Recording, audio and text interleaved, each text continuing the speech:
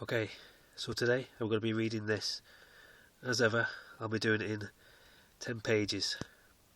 And for some reason, the dark blue I used on this has faded to a horrible grey colour, which I'm not happy about, but there's nothing I can do about it now. So this is the front cover, and the tagline says, "The war between Po and the Desangs is brought a little too close to home, their home." So let's get started. Mungo Star Comics presents, in association with the official 10-year anniversary of Po's beginning, L.E.A.H, Chants from the Feared Season. The persistent shape of Po HQ stands like a great greeny blue watchful eye in space, casting a protective glance over untold worlds and lives. It rests on Shen's rings, itself supporting the ship, formerly known as the Cage, both withstanding all the aggression the universe can muster.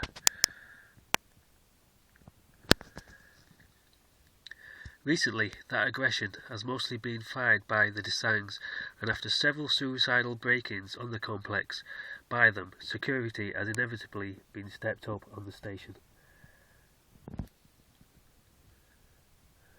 With these exploding personal appearances being anticipated by Po, the Desangs have upped the ante and begun terrorising their enemy's HQ with ships.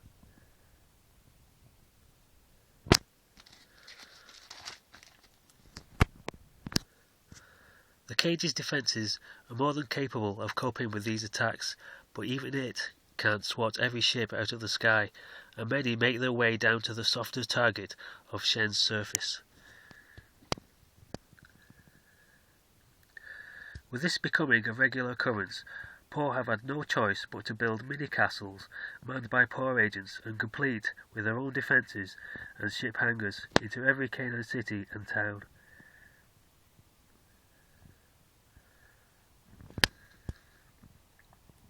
For the most part, this has seemed successful at keeping the Desangs at arm's length, but Po are still very wary, fearing the lengths the Desangs will go to the next time they up the ante.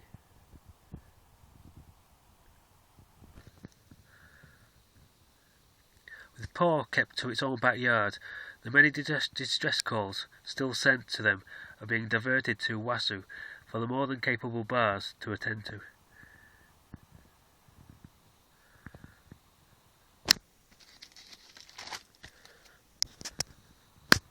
However, the more severe situations are being handled by Po and L.E.A.H, with only the most experienced agents allowed out and away from the front line that Shen has become.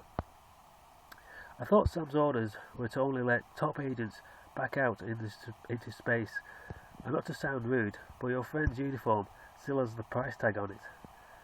Don't think of him as a friend, but as an intestinal parasite. Then you'll understand how hard it is to get rid of him. I am in the same room, you know. That's only because the doors will only open when a registered Po agent wants to walk through them.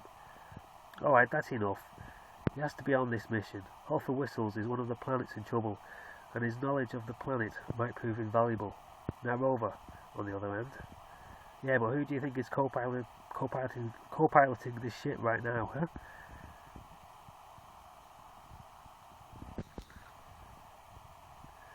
Tell me, Damatia, how are you going to help Hofa and all the other worlds affected by this growing sun? It's far too early to say. This new threat has never been recorded or even seen before. We're just going as part of the preliminary investigation. But your description of it being a growing sun is not entirely correct, as instead of making worlds, as a raging out-of-control sun would, it is sapping the energy a world produces and adding it to its own infernal surface, giving it the impression of growth.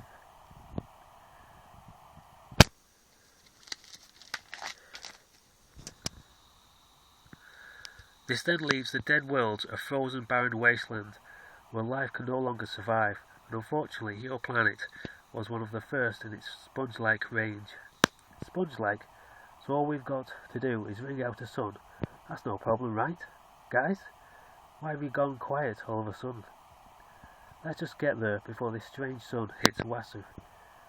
Still got a soft spot for the old world, huh? No, but if something else happens to their planet while under our protection, we'll never hear the end of it.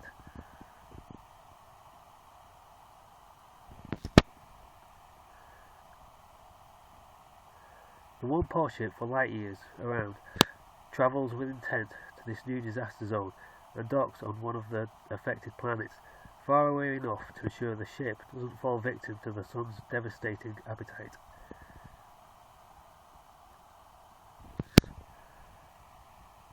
Okay, Galoop, this is your neck of the neighbourhood.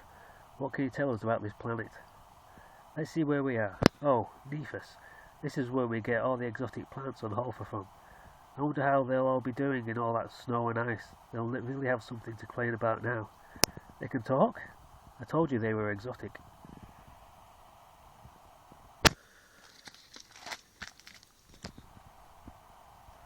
The ship lands on the slippery surface of the once lush planet. Okay, Dalmatia, this is a scientific mission. We're entirely in your rubber-gloved hands from here on in.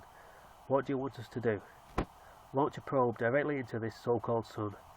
Excuse me, I may not be a scientist or power agent, or even one of your species, but won't the probe lose power as it approaches it?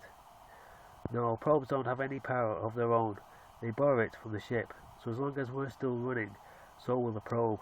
Now if you've got any more questions, please save them for the short presentation I'll be making at the end of this mission.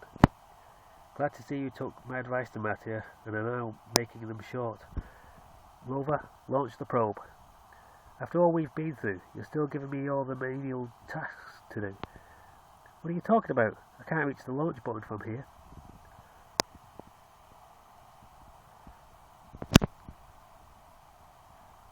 The probe is expelled from the incongruous green speck on the otherwise white world and heads resolutely into the sun's fiery embrace. Meanwhile, the thousand alert eyes on p.a.w continue their infinite watch. And my mother told me too much TV was bad for me. You do realise we're both going to need glasses at the end of this shift. Stop moaning. You're going to make the 18 hours we have in here seem like a long time. And it's not that bad. Sometimes you get to see a comet go past. Okay, I'm going to have to leave it there. Pick it up in part 2. So, see you all on the next one.